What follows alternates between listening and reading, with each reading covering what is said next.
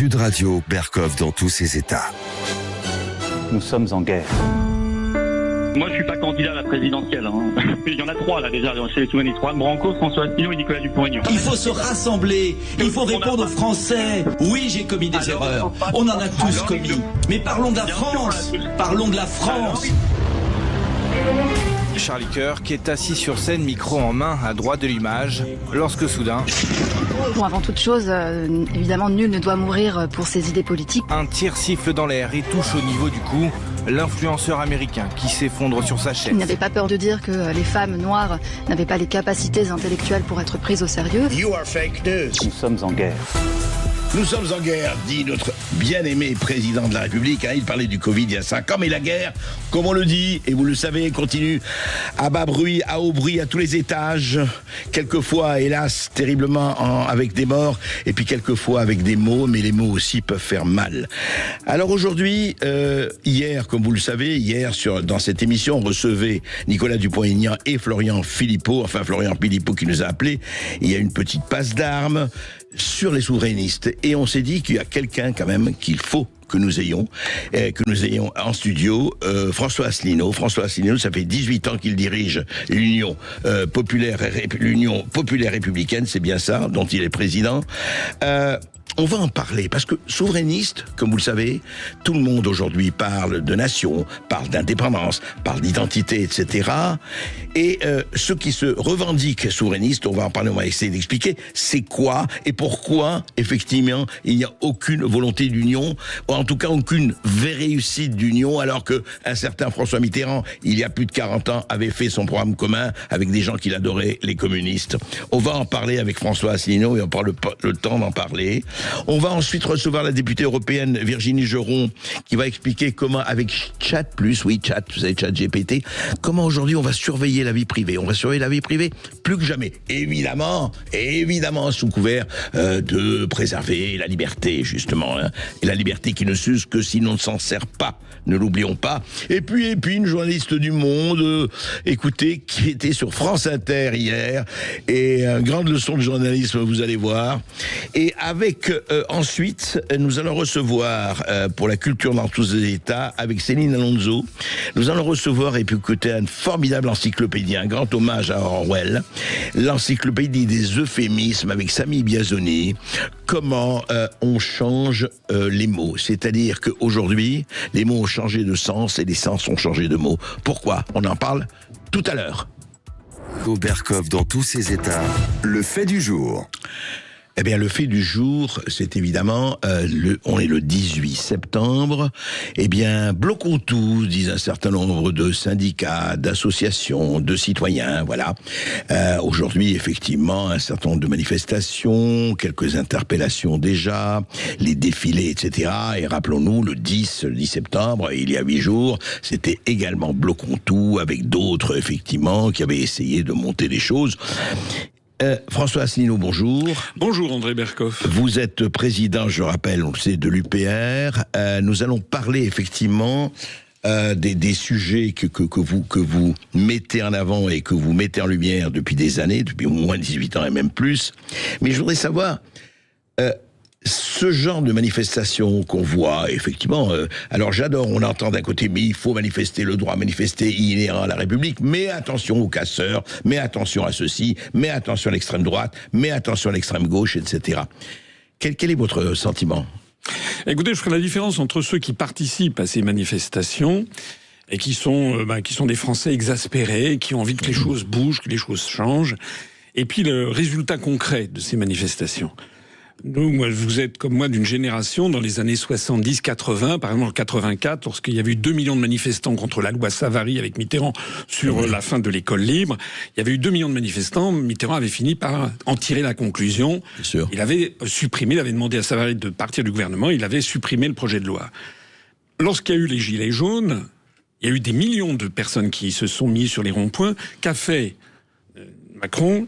Il a envoyé des LBD, il y a eu des éborgnés, il n'a pas bougé d'un iota. Donc on n'est plus du tout dans le même monde. Et je crois qu'il y a derrière ces manifestations, qui d'ailleurs un peu s'essoufflent, on voit que le bloc Ontou, il y a beaucoup moins de ça, c'est filoche, parce que les gens, ils se rendent compte que manifester, au bout du compte, c'est un peu, voilà, cause toujours, ça m'intéresse, enfin, ça n'a aucun impact. Et il y a un grand problème en France en ce moment, c'est un désespoir massif de la population qui se rend bien compte que ça ne va plus du tout, que le pays est en train de partir dans tous les sens et qui ne voit pas la solution à ça.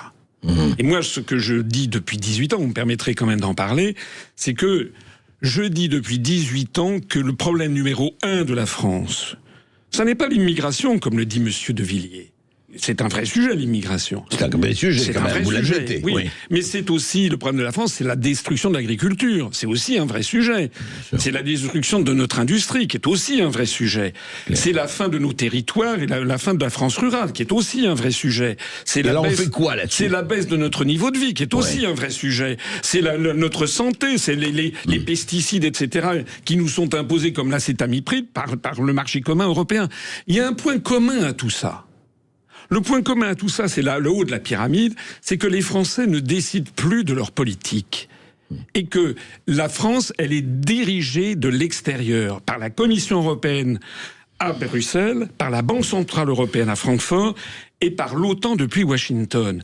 Et moi, j'ai créé un parti politique, justement, pour expliquer aux Français que le point de départ du renouvellement de la France, du sursaut de la France, c'est qu'il faut que les Français récupèrent leur indépendance et leur souveraineté nationale. Je ne fais d'ailleurs en cela que ce qu'a fait De Gaulle en 1940, la France avait perdu sa souveraineté, son indépendance nationale. C'est arrivé à plusieurs reprises dans notre histoire, avec Charles VI en 1420, avec le traité de Troyes, etc., etc. Or, l'expérience historique, que ce soit le Conseil national de la résistance de 1943-44, ou que ce soit le référendum du 29 mai 2005 sur la Constitution européenne, l'expérience historique a montré que pour arriver à sortir la France de l'Union européenne, il faut attirer des patriotes de droite et de gauche. Les 55% de Français qui ont voté non à la Constitution européenne, 2005, il y en avait 30 le 29 mai 2005, il y en avait à peu près 30% d'après les sondages post-électoraux qui venaient de la droite, 25% qui venaient de la gauche. Voilà. Et c'est ce qui nous distingue fondamentalement de tout ce qu'on appelle les souverainistes. Moi, je ne sais pas ce que c'est qu'un souverainiste. Je ne sais pas pourquoi, par exemple, M. Dupont-Aignan serait souverainiste, que Mme Knafo ne le serait pas, elle revendique de l'être, et pourquoi Bardella ne le serait pas, et pourquoi M. Kuzmanovic, qui est à gauche, ou pourquoi le PRCF, le Parti pour un renouveau communiste français, qui demande la sortie de l'Union européenne, ne serait pas souverainiste. Donc il y a une folle ambiguïté sur ces sujets. Nous considérons que nous ne sommes pas des souverainistes, nous sommes un mouvement de libération nationale, parce que notre lecture de la situation, c'est que tant que les Français ne seront pas sortis de ces structures d'asservissement que sont la Commission européenne, l'Union européenne, la Banque centrale européenne et l'OTAN, nous allons aller continuellement vers le désastre. Alors justement, François Rossignol, on va parler de ça et on va aller au fond du problème, parce qu'il y a un problème aussi, qui est un problème aussi de stratégie, de tactique. Hier, je recevais Nicolas Dupont-Aignan à cette même émission et Florian Philippot nous a téléphoné. Écoutez un court extrait. D'abord, je prends acte que Nicolas Dupont-Aignan est favorable à la primaire souverainiste, qu'il n'avait pas dit la même chose il y a quelque temps. Moi, je suis pas candidat à la présidentielle. Il y en a 3 là déjà chez les souverainistes. Juan Branco, François Asselineau et Nicolas Dupont-Aignan. Je pense que c'est pas bon. Mais voilà, c'est terrible. Quel manque de hauteur de vue, quelle petitesse. Un peu de hauteur de vue. Mais l'histoire est en marche. Et vous êtes dans vos boutiques. Et vous êtes dans vos ressentiments. Et tu es en fait exactement comme Marine Le Pen. Tu as été élevé avec elle et tu as le même raisonnement. J'en ai assez de... C'était assez piquant, violent, mais enfin c'était assez vif, et c'est très bien comme ça. Mais justement, François Rossignol, est-ce que le problème... Vous avez exposé l'état de la France, et vous avez exposé rapidement, mais clairement, ce qu'était votre politique, en tout cas, ce que vous croyez, etc. Mais le problème, là, face à ça, il y a, je dirais, les terrifiants pépins de la réalité, comme disait Prévert. C'est-à-dire que ces gens-là, enfin, effectivement, 55% des Français qui ont voté en 2005 pour...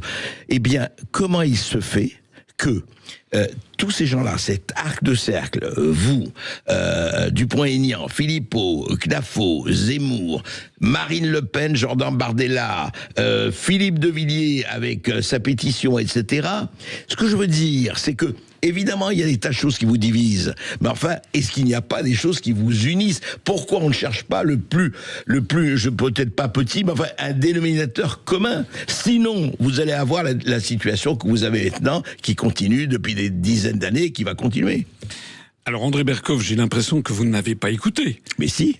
Je vous ai dit juste avant que pour sortir de l'Union européenne, il faut avoir 30% des Français de droite qui veulent sortir de l'Union européenne et 25% des Français de gauche. Oui. Si on fait une alliance uniquement avec des gens de droite et d'extrême droite, on n'y arrivera pas. Madame Le Pen, je n'ai pas rêvé, ni Madame Le Pen ni Monsieur Bardella ne veulent sortir de l'Union européenne, ni Monsieur Zemmour ni Madame Knafo ne veulent sortir de l'Union européenne. Et quant à monsieur De Villiers, il a très récemment, il a dit qu'il voulait sortir de l'Union européenne, mais il est extrêmement changeant. Nicolas Dupont-Aignan n'a jamais dit qu'il voulait sortir de l'Union européenne. Il le dit maintenant. Il change de programme toutes les semaines. Il y a guère que Florian Philippot qui le dit, mais il pèse une plume. D'ailleurs, il ne sera même pas candidat dans ce conglomérat. Qui ne sont pas des souverainistes, en fait. Vous savez ce que c'est? C'est la réunion de la droite identitaire. Ils ont le droit.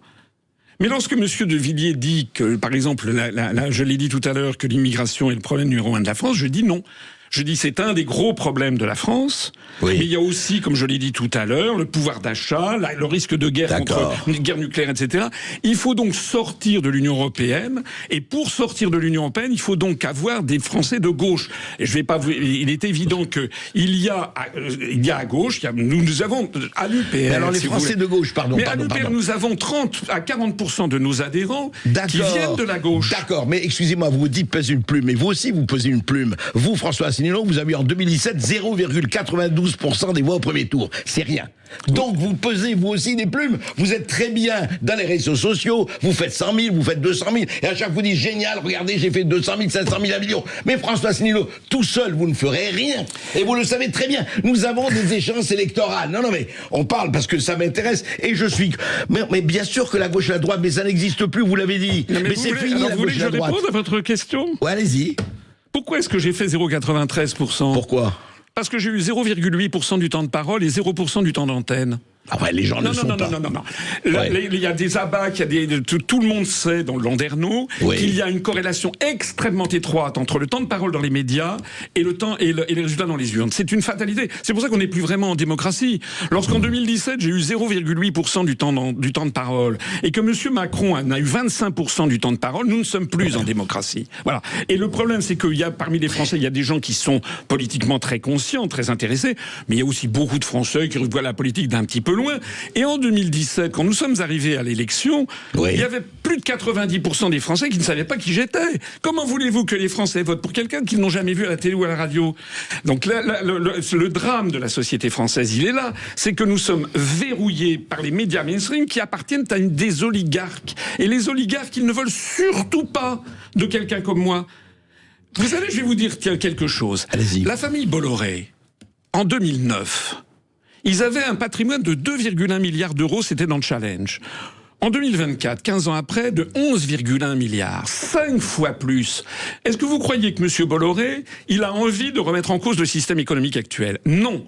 Donc, quelqu'un comme moi, qui veut sortir de l'Union européenne, rétablir le contrôle des mouvements de capitaux, comme c'était du temps de De Gaulle, comme c'est le cas d'ailleurs de la Chine, de l'Inde, tous les pays qui se développent bien, qui veut mettre un terme aux délocalisations industrielles. Mais M. Bolloré, il n'est pas le seul, comme les autres oligarques qui tiennent les médias, il veut tout faire pour me cacher. Donc, par rapport à la colère populaire, il va l'orienter vers la droite identitaire, par exemple, parce que ça ne remet pas en cause ni la libre circulation des mouvements de capitaux, ni la délocalisation industrielles, qui sont la base même qui fait que dans le monde occidental, on a de plus en plus de multimilliardaires. Souffrez que l'on vous pose quelques questions, mon cher François Asselineau. Mais attendez, d'abord, la libre circulation des capitaux, etc., il y a d'autres qui le dénoncent, à gauche, et qui le dénoncent... Attendez. Mais c'est pas ça le problème. Le problème, c'est que je crois, enfin, si je peux me permettre, vous posez la question, mais je crois que de ce point de vue, c'est à côté de la plaque. Pourquoi? Bien sûr sûr que vous le dites, et c'est très bien, et beaucoup de gens à gauche le disent. Le problème, c'est que si vous n'avez pas une structure politique qui vous permet à un moment donné d'aller plus loin, vous serez condamné à cette superbe solitude, munificente et royale solitude. Le problème, c'est que monsieur Mélenchon et vous et d'autres, vous avez des points communs. Mais c'est évident, enfin sur certains domaines. Et c'est très bien. C'est pour ça, il faut sortir de là. Mais pour sortir de là, comment faire, et vous le savez mieux que personne, comment faire que prochaines échéances, nous allons avoir, je ne sais pas si la dissolution, les élections législatives peut-être, en tout cas les municipales, ensuite la présidentielle de 2027. Vous allez vous présenter à la présidentielle de 2027, et si ça continue comme ça, alors je suis d'accord pour l'histoire des médias. Ça, c'est vrai que je trouve absolument injuste que cette corrélation tout à fait entre le nombre de voix et les passages. Ça, je vous rejoins tout à fait là-dessus. Mais enfin, si on ne va pas plus loin, eh ben, ce sera la même situation. Vous continuerez à dire des choses, les gens vont vous suivre parce qu'ils vous aiment bien, certains, d'autres vous aiment pas, mais enfin, vous avez votre cohérence, personne ne peut vous l'empêcher. Mais François Asselineau, encore une fois, comment on fait pour sortir de l'Europe et faire votre programme si on a les effectifs que vous avez et que d'autres ont? Enfin, qu'est-ce que vous voulez? D'abord, il y a des choses que je voudrais dire. Oui. C'est qu'il y a des gens qui disent Asselineau, il a un melon. Non. Moi, je ne fais qu'appliquer la charte fondatrice de notre mouvement et sous le contrôle de notre bureau politique. Moi, je dis pas que vous avez un melon, c'est pas le problème. Et sur notre contrôle de nous avons, je le répète encore une fois, il faut quand même que les gens comprennent, on a une majorité de nos adhérents qui viennent de la droite, moi y compris, mais on a aussi une forte minorité de gens qui viennent de la gauche, qui sont des gens qui ont compris. Mais on a compris faut ce rassemblement provisoire. Oui. Mais vous n'allez pas me dire que je vais franchir le mur des médias en allant faire alliance avec des gens qui veulent le contraire de ce qu'on veut. Je ne vais pas faire alliance, d'ailleurs ça ne serait pas accepté ni par mon bureau politique ni par nos adhérents, avec des gens qui refusent de sortir de l'Union européenne. Enfin c'est quand même, enfin un enfant le comprendrait. Attendez, c'est pas un enfant le comprendrait, on vous demande pas de céder aux sirènes de X ou Y. Primo sur les médias, je vais vous dire, et vous le savez mieux que moi, heureusement les médias aujourd'hui sont beaucoup plus divers qu'ils étaient il y a 20 ans. Vous avez les médias alternatifs, vous avez les plateformes, et vous y êtes souvent, et c'est très bien, et vous êtes écoutés. D'abord, donc les médias, le mur se fissure quand même, ce n'est plus la muraille de Chine. Absolument. On est d'accord. Deuxièmement, quand même, il est là François Asselineau, on vous écoute, moi je vous écoute aussi, et je ne suis pas le seul, et c'est très bien. À un moment donné, il y a ce qu'on appelle, et c'était le compromis. Et j'ai l'impression, mais je peux me tromper, et dites-moi, que vous préférez, et je comprends, philosophiquement et éthiquement, vous dites, attendez, moi je ne peux pas discuter avec des gens qui ne sont pas tout à fait d'accord avec moi. Mais c'est la réalité, c'est le réel. Mais je ne sais pas comment il faut le dire. Vous, par exemple, quand j'évoque le CNR, de Gaulle, il a fait des compromis. Oui, avec les communistes. Mais avec les communistes, mais pas avec les pétainistes. C'est-à-dire que nous tendons la main. Tout le monde peut adhérer à l'UPR à condition d'être d'accord sur nos objectifs. Si vous voulez, les combinaisons d'appareils, on voit ce que ça donne, là, le débat qu'il y a eu chez vous hier. Moi, j'y suis pour rien. J'étais pas du tout, parce que ce sont des gens, Monsieur Dupont-Aignan, Monsieur Philippot, qui depuis des mois, des années, expliquent que tout est de ma faute, que je voudrais pas. Mais là, ils sont dans leur coin, qu'ils fassent leur alliance. Mais c'est pas l'alliance des souverainistes, c'est une alliance de ce que j'appelle la droite identitaire. Ils ont le droit. Nous, c'est autre chose. Nous, on tend la main à tout le monde, à des gens de tous les horizons, politiques, ethniques, religieux, etc., qui sont d'accord sur un point, comme dans les grands moments de notre histoire. Il faut que les Français se rassemblent pour récupérer notre indépendance et notre souveraineté nationale. Et vous savez, il y a quelque chose que je voudrais dire. C'est que c'est pas une lubie.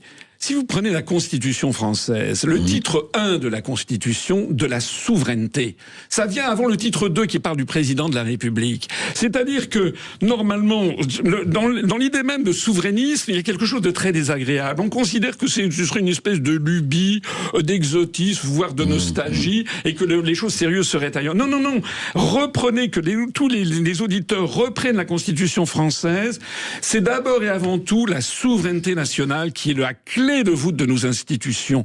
Et d'ailleurs, le président de la République, en vertu de l'article 5, il est le garant de l'indépendance nationale. C'est ça que nous voulons remettre sur le devant de la scène. Et pour cela, comme en 1943, nous avons besoin des communistes, comme De Gaulle avait besoin des communistes, parce que on a besoin de tendre la main à des gens de gauche, et il y en a qui viennent, bien entendu. Et d'ailleurs, je le vois, si vous voulez, on est le perturbateur. Non mais François Asselineau, attendez, je vous ai bien entendu. Le problème, il parle de Gaulle communiste. D'abord, on n'est pas en guerre mondiale, on ne sort pas de l'occupation allemande, et les communistes à l'époque, ils étaient à 35% des voix. C'est vrai. D'abord. Et aujourd'hui, ils sont à 1,5%. Donc, allez, on va retoucher... Oui, mais je mets LFI, par exemple, devant la gauche, si vous voulez. Alors, LFI, très bien, mais alors, pourquoi, je vous demande, pourquoi vous ne prenez pas langue avec Mélenchon ? Est-ce que vous prenez langue avec Mélenchon ? Pourquoi ? Il y a des points communs avec Mélenchon. Moi, je parle pas il n'y a pas de droite. Pourquoi vous ne prenez pas langue avec Mélenchon ? Mais parce que, si vous voulez, moi je ne crois pas dans les combinaisons d'appareils. Mélenchon, il avait dit que ceux qui voulaient sortir de l'euro étaient d'essence maréchaliste en 2005. Ça, je l'ai pas oublié. Bon, c'est comme à droite ou à l'extrême droite, on m'a traité, c'est Monsieur Henri de Lesquen qui m'avait traité d'ordure cosmopolite. Bon, moi j'ai pas oublié tout ça. Moi je ne crois pas dans les accords d'appareil. D'ailleurs, les Français, vous savez dont les Français ils ont besoin ? Les Français, ils ont besoin d'avoir un responsable politique qui leur parle franchement et qui dise toujours la même chose et qui ne soit pas changeant et qui soit quelqu'un de constant. J'ai la prétention d'être constant depuis 18 ans, d'être honnête et de dire la réalité. Et ça, c'est quelque chose de très important. Mais je vais vous dire les Français, non, ils supportent plus les coups politiques, les coups médiatiques. François Asselineau, il ne supporte plus, mais il continue à voter pour qui ? Pour le Rassemblement National, pour LFI et pour le Bloc Central. Il vote pas pour François Asselineau. Mais vous avez pourquoi ? Voilà. Vous allez me dire les médias. Vous allez revenir aux médias. Mais attendez, combien d'heures est passé M. Bardella sur TF1 et combien d'heures est passé François Asselineau sur TF1 ? Moi, c'est très simple. J'ai eu 0 heure, 0 minute et 0 seconde sur TF1, sur France Inter, sur France Info. Il y a énormément de Français qui ne me connaissent pas. C'est le drame de la France, d'ailleurs. C'est pour ça qu'on vous invite, qu'on vous connaisse, c'est clair. Et vous avez un discours cohérent et c'est très bien. On va continuer avec vous après une petite pause et on va recevoir, je crois, des auditeurs. Et nous sommes toujours avec François Asselineau, le président de l'UPR, et nous avons des auditeurs. Absolument, Jonathan pour commencer, qui nous appelle de Lanteuil dans le Calvados. Oui, bonjour Jonathan. Et bonjour André. Bonjour monsieur Asselineau. Bonjour monsieur. Allez-y Jonathan. Alors, je me permets de poser une question à monsieur Asselineau. Voilà, je suis adhérent Les Patriotes. Je vous ai d'ailleurs rencontré monsieur Berkoff aux Assises de la souveraineté d'Arras, c'était très intéressant.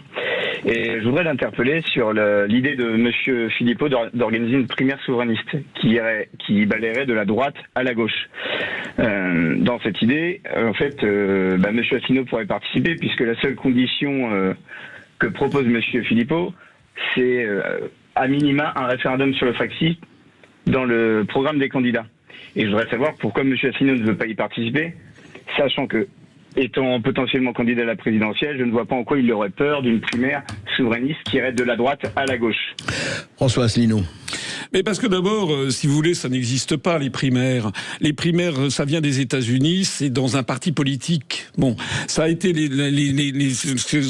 comment dire, quand j'essaie implanté en France, regardez ce qui s'est passé avec les Républicains. Le résultat de la primaire, ça a été bravo, ça a été Madame Valérie Pécresse qui a fait un désastre. Bon, et les primaires à gauche, ça ne marche pas. Pourquoi ça ? Parce que chaque parti politique, il a son existence propre et son idéologie. Nous avons, depuis 18 ans, rassemblé des Français de droite et de gauche qui veulent d'abord et avant tout sortir de l'Union européenne, de l'euro et de l'OTAN. Nous allons poursuivre dans cette direction. Et on voudrait nous mettre je ne sais pas. D'ailleurs, quel est le périmètre des souverainistes ? Je ne sais pas ce que c'est. Est-ce que, par exemple... il a dit de la droite à la gauche. Oui, mais ce sont des propos. D'ailleurs, Monsieur Philippot n'est pas candidat lui-même. Mais et qui est-ce qui participe à cette primaire ? Est-ce que M. Zemmour va y participer ? Et si, par exemple, M. Zemmour avait plus de voix que moi, mais tous nos adhérents et nos sympathisants refuseraient absolument de soutenir la candidature de Zemmour, qui est contre la sortie de l'Union européenne. Vous comprenez ? On ne peut pas avoir ce genre de choses. D'ailleurs, je rappelle aussi au passage à notre auditeur, qui est certainement de très bonne volonté, je rappelle quand même que pour être candidat à l'élection présidentielle, il faut avoir des parrainages. Certes. et que on dit 500, toujours les 500 parrainages de maire. Je vois que M. Dupont-Aignan, très aimablement, dit que je ne les aurais pas. Je lui ferai remarquer, je les ai déjà eus en 2017, où j'ai eu 587 parrainages, et en 2022, si je ne les ai pas eus, c'est parce qu'il y a eu toute une campagne de diffamation à mon égard, avec des lettres de corbeaux qui ont été envoyées avec des dizaines de milliers d'euros de gens qui ont mis, des structures qui ont mis, pour essayer de dissuader les maires de me parrainer. Moyennant quoi, j'ai quand même eu 293 parrainages. Bon. On parle de... Tiens, je vais te faire la publicité de M. Kuzmanovic. M. Kuzmanovic, en 2022, il a eu 60 parrainages. M. Philippot en a eu 1. Et M. Kuzmanovic, il est de gauche, il veut sortir de l'Union européenne. Est-ce que oui ou non, dans cette primaire, il y aurait M. Kuzmanovic? Vous comprenez? Non, il faut voir bien que compris, les idées générales, ce sont des idées générales qui ne correspondent pas à la réalité. Et lorsque des maires parrainent un candidat, ils parrainent un candidat. Ils ne parrainent pas Pierre-Paul Jacques, ils parrainent un candidat parce qu'ils l'ont connu, parce qu'ils ont été démarchés, parce qu'ils le voient sur Internet et parce qu'ils ont décidé de le faire. Votre propos est clair. On va peut-être prendre quelqu'un d'autre. Oui, on remercie Jonathan et on accueille Xavier qui nous appelle de Floirac. Oui, bonjour Xavier. Bonjour André, bonjour François Asselineau. Moi j'étais militant à l'UPR pendant presque 10 ans, j'ai adhéré en 2012, je fais partie des 1000 premiers adhérents. Vous voyez, mon numéro de carte c'est 996 UG. Je pense que monsieur Asselineau m'a reconnu. Donc monsieur Asselineau, malheureusement François il est confronté à des réalités qu'il décrit assez bien, la réalité médiatique avec les enjeux de pouvoir. Et la réalité politique, c'est-à-dire qu'effectivement il y a les chapelles en politique et les chapelles rendent parfois impossible de mettre en œuvre le bien commun. Et d'ailleurs c'est ce que disait Simone Veil, la philosophe avec W. Note sur la suppression générale des partis politiques. Monsieur Asselineau, j'entends votre bienveillance, votre volonté, mais par exemple, moi je vous mets en cause dans votre franchise puisque je vous ai envoyé un mail il y a à peu près 15 jours pour vous dire, écoutez, je suis candidat aux élections municipales dans ma ville, est-ce que vous voudriez pas m'envoyer des militants de l'UPR pour qu'on fasse ensemble une liste citoyenne? Vous ne m'avez même pas répondu. Alors quand vous dites on veut réunir, je suis de bonne foi, je veux réunir les citoyens, je veux réunir les gens qui veulent défendre la France, mais que vous ne respectez même pas de répondre à un de vos anciens, des plus fidèles adhérents, je trouve qu'il y a quand même quelque chose à dire. François Asselineau. Bon, je crois avoir reconnu la personne dont il s'agit. C'est quelqu'un qui nous a quittés pour aller chez LFI, pour aller chez Mélenchon, et puis qui après ça est quitté pour créer son propre mouvement politique, etc. Bon, ça fait partie, si vous voulez, de ces personnes. Il y en a dans tous les mouvements politiques qui n'ont pas de ligne directrice. Nous, sur les municipales, on va avoir des adhérents qui vont sans doute se présenter sur certaines municipales, mais c'est pas notre genre de beauté. Parce que pour les municipales, les gens, ils votent pour le candidat sortant, ils votent pour la municipalité. Imaginez, par exemple, qu'il y a eu des élections municipales en 1942 en France. Est-ce que vous imaginez des candidats gaullistes dans des élections municipales? Ça n'aurait pas eu de sens. Voilà, donc... on n'est pas sous l'occupation encore. Oui, on n'est pas sous l'occupation, quoique en termes de maîtrise des médias, je rappelle quand même que De Gaulle, il était blacklisté sur tous les médias, que ce soit Gringoire, Je suis partout, Radio Paris, etc. Il était même condamné à mort. Il était condamné à mort, il ne pouvait s'exprimer que sur la BBC. Comme nous, en ce moment, nous pouvons, vous l'avez rappelé d'ailleurs à juste titre, nous nous exprimons, et je m'exprime, et j'ai effectivement beaucoup d'auditeurs, sur les médias d'Internet. Et puis il y a cette exception que vous êtes, je le reconnais. Si vous pouviez m'inviter un petit peu plus souvent, ça serait encore mieux. Mais il y a vous, voilà. Mais comment se fait-il qu'on ne soit pas sur le reste des médias? Alors nous aurons certainement des candidats dans quelques municipalités, bien sûr, mais fondamentalement, nous, ce qui nous intéresse, en effet, c'est l'élection présidentielle. Pourquoi ça? Parce qu'en 2017, j'ai été candidat, j'ai eu 0,8% du temps de parole, mais malgré ça, le nombre de nos adhérents à l'UPR a été multiplié par 2,5 en un an parce que j'avais été candidat. C'est qui prouve à quel point il y a ce verrou médiatique. Et là, si je suis candidat en 2027 et j'ai de bons espoirs de l'être, je ne sais pas si je serai élu président de la République, mais je suis convaincu d'une chose, c'est que le temps a passé. Il y a un phénomène de décantation qui est en train de se produire, et de plus en plus de gens commencent à comprendre, il y a encore beaucoup de gens qui l'ont pas compris, mais commencent à comprendre à quel point je pose sur la table le véritable sujet. Et je suis confiant sur le fait que nous aurons une percée en 2027 si je suis candidat à la présidentielle. Eh bien écoutez, François Asselineau, qui votera verra. En tout cas, on vous donnera rendez-vous, et avant 2027, ça c'est clair. Et puis voilà, vous avez exposé vos idées, vous êtes là. Après, écoutez, le temps, les Français départageront les candidats et les doctrines. Merci. Merci beaucoup, André. Sud Radio, c'est votre opinion qui compte. Sud Radio, Berkov dans tous ses états. André, grand moment de radio hier sur France Inter et grande leçon de journalisme surtout avec la journaliste du Monde Ivan Trippenbach qui s'est un petit peu emmêlé les pinceaux en tentant de justifier une fake news. Vous m'arrêtez ? Oui, non, je vous arrête parce que je vous avais dit qu'il fallait dire le moment des journalistes. Vous n'avez pas changé. Le suspense. Eh oui, toujours le suspense, Maud. Faut pas casser le suspense. Bon, là, j'ai vous cassé le suspense, tant pis. Voilà, non, mais c'est pas grave. Mais c'est pour ça que je vous avais dit ça avant.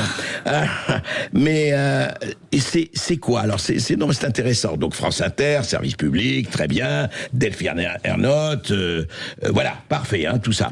Enfin non, c'est pas Delphine Ernotte, c'est France Télévisions, mais en fait toujours, je le rappelle, 4 milliards d'euros le service public, payé par qui ? Par nous. Bon, eh bien, et on parlait de Charlie Kirk. Vous savez, on en a beaucoup parlé de cette figure américaine qui a été assassinée, effectivement, il y a quelques jours dans l'Utah. Quelqu'un qui avait ce goût extraordinaire de la discussion, de la disputation, qui prenait des heures à discuter avec des étudiants américains de tout acabit, des extrêmes gauches, des woke, des extrêmes droites, etc. et qui avait ce génie absolu de la discussion et de l'argumentation. Et donc, on parle de ça avec Benjamin Duhamel et Nicolas Demorand sur France Inter, et Ivan Trippenbach, qui est journaliste au Monde, vous savez, ce journal de référence, paraît-il. Eh bien, écoutez ce qu'elle dit quand on l'interroge sur Charlie Kirk, qui est mort, je vous le rappelle, il y a 3 jours. Charlie Kirk, c'était, ce que j'ai vu en reportage, c'était une idéologie et une communication. Une idéologie parce qu'effectivement, il allait dans les campus pour défendre ses idées. C'est quelqu'un qui n'avait pas peur, disons, des formules. Il disait que, par exemple, l'amour entre 2 hommes était une abomination. Il n'avait pas peur non plus de dire que les femmes noires n'avaient pas les capacités intellectuelles pour être prises au sérieux, que Joe Biden méritait la peine de mort. Si, c'est vrai. Non, en fait, je termine il y a un journaliste au Washington Post qui vient d'être licencié pour relancer dans le débat public, et c'est pas vrai. Il a dit ça de femmes spécifiques qui ont dit d'avoir eu leur poste par la discrimination positive pour critiquer la discrimination positive. Mais il n'a pas dit que les femmes noires n'ont pas cette capacité. Ça, c'est l'intervention d'Ia Chamoun, et on laisse finir. C'est très important d'être exact sur quelqu'un qui vient d'être tué et de ne pas dire qu'il a dit des choses qu'il n'a pas dit. Yvan Trippenbach, allez-y. On peut citer in extenso ses propos, mais c'est pour aller plus vite et pour expliquer le fond de son positionnement politique. Alors là, franchement, je ne sais pas ce qui se passe, je ne sais pas s'il y a encore des commissions d'éthique, s'il y a des hautes autorités, etc. Mais c'est assez hallucinant. Je voudrais répéter parce que c'est hallucinant ce qui s'est passé hier sur France Inter. Donc, Ivan Trippenbach, qui a tout à fait le droit de ne pas aimer Charlie Kirk, bon, et qui dit d'abord vraiment 2 fake news. Charlie Kirk, moi je l'ai entendu, ça fait des années que je l'entends et que je le suis sur les réseaux sociaux, et je suis pas le seul, il y a des millions de gens qui le suivent, n'a jamais été anti-gay, n'a jamais dit que les homosexuels c'était terrifiant. Mais surtout, quand elle dit les femmes noires n'ont pas qualité d'être prises au sérieux, et elle sait que c'est un mensonge total, c'est un mensonge vraiment éhonté, il faut le dire. Et quelqu'un d'à côté, je ne sais pas qui était l'invité, heureusement qu'il était là, parce que ce ne sont pas les journalistes Nicolas Demorand ou Benjamin Duhamel qui la reprennent. Non, c'est l'invité qui dit, vous pouvez pas dire ça. Qu'est-ce qu'il a dit quand il parlait de ça? Il a dit simplement, il y a la discrimination positive qui quelquefois fait que des femmes noires sont mis au premier rang simplement pour équilibrer par discrimination positive. C'est ça, discrimination positive. On dit on va pas prendre un blanc parce qu'il y a déjà assez de blancs. Non, on va favoriser les Noirs ou les Asiatiques ou les Afro, enfin, etc., les Afro-Américains. Et alors, elle ajoute, quand cet invité lui met le nez dans sa fake news, lui met le nez dans son mensonge, elle dit, oui, mais j'ai fait ça pour aller vite. Attendez, ça c'est le journalisme ? Ça s'appelle du journalisme. Ah ben oui, mais Ivan Trippenbach du journal Le Monde. Ah ben j'ai fait ça pour aller vite. Attendez... mais les bras m'en tombent, les bras nous en tombent. C'est ça le service public. Et est-ce que il va y avoir des réactions? Il va y avoir des réactions ou pas? Ça va être intéressant. En ce moment, les journalistes, certains, parce qu'il y a des journalistes fabuleux au service public, je le dis, qui font un travail formidable, et il y a des gens qui vont raconter comment ils vont arranger les élections municipales de Rachida Dati. Voilà, et c'est une question d'éthique, c'est une question de choix, et c'est une question vraiment que si on est journaliste, si on a la responsabilité lourde de parler à des millions d'auditeurs et à des millions de personnes, on prend le temps et on ne dit pas n'importe quoi sous prétexte d'aller vite. Aller vite, c'est une réflexion de feuille morte quand il y a du vent. Et ce n'est pas comme ça qu'on fait du journalisme.